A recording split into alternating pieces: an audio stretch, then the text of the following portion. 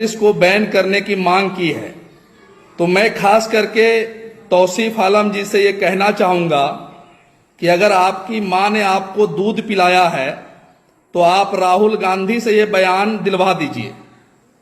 आप इंदिरा जब प्रधानमंत्री थी तो वो मजलिस को बैन नहीं कर सका, राजीव गांधी बैन नहीं कर सका, मनमोहन सिंह जी बैन नहीं कर सके, नरसिम्हा राव की सरकार बैन नहीं कर सकी, नरेंद्र मोदी बैन नहीं कर सका, तो आप जोकीहाट बहादुरगंज से जाके आप मजलिस को बैन कीजिएगा। औकात में रहिए, औकात में। आने वाली जनता 2024-25 में आपको आपकी औकात बता देगी।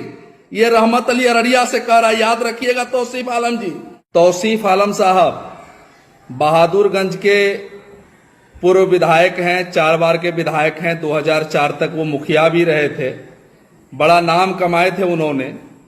आज उन्होंने अपने नाम को मिट्टी में मिला दिया। आज वह आरएसएस में कैसे शामिल हो गए, इस बात की मुझे बड़ी चिंता होती है।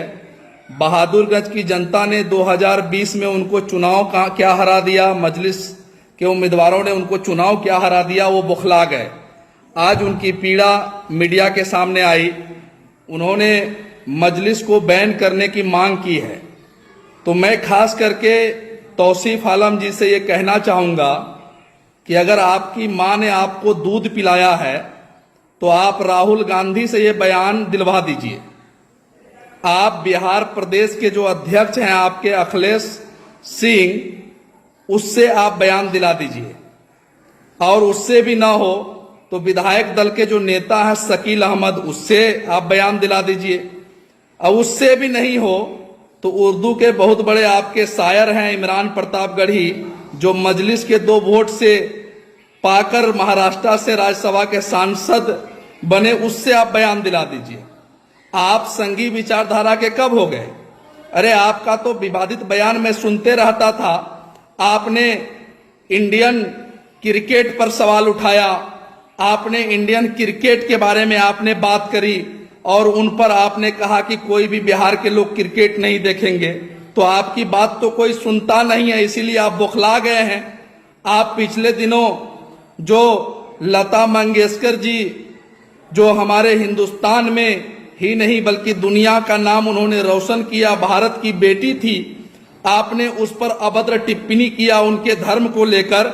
यह किसी से छुपा हुआ नहीं है, आपको पता है। आप सोचते होंगे कि हम आगे बढ़ते जाते हैं, लोग हमको नहीं याद रखते हैं। भाई साहब, आपकी बात को कोई सीरियस नहीं ले रहा है। आप पब्लिसिटी पाने के लिए आप मजलिस के बारे में अनाप शनाप बक रहे हैं। आप राहुल गांधी से बकवाइए ना, अखिलेश सिंह से बकवाइए ना, जिसका बिहार में वजूद है। आपका क्या वजूद है? 4 बार के विधायक रहने के बाद भी आपको कोई पूछता तक नहीं है। इसीलिए उलूल जुलूल बयान देना बंद कीजिए। किशनगंज की जनता मजलिस के साथ थी, मजलिस के साथ है और मजलिस के साथ इंशाअल्लाह रहेंगे और अख्तरुल ईमान वहां के सांसद बनेंगे। आप जिस तरीके से बयान दिए ना, आपकी शैक्षणिक योग्यता के बारे में जब मैंने पता किया तो आप इज्जत बचाने के लिए फोकानिया बोर्ड से आपने फोकानिया का एग्जाम देके 10वीं का सर्टिफिकेट लिया। जिस समय पढ़ने लिखने का उम्र था उस समय आप गाय चरा रहे थे, उस समय भैंस चरा रहे थे, उस समय बिगड़ेल बच्चों की तरह आप घूम रहे थे। आपको क्या पता है भारत की सियासत? आपको क्या पता है भारत की जमहूरियत? आपको क्या पता है ऑल इंडिया मजलिस इत्तेहादुल मुस्लिमीन की ताकत? आपको पता है दारुस्सलाम गई थी इंदिरा गांधी समर्थन मांगने के लिए। जब इंदिरा जिस देश में थी, इंदिरा जब प्रधानमंत्री थी तो वो मजलिस को बैन नहीं कर सका, राजीव गांधी बैन नहीं कर सका, मनमोहन सिंह जी बैन नहीं कर सके, नरसिम्हा राव की सरकार बैन नहीं कर सकी, नरेंद्र मोदी बैन नहीं कर सका। तो आप जोकीहाट बहादुरगंज से जाके आप मजलिस को बैन कीजिएगा। औकात में रहिए, औकात में।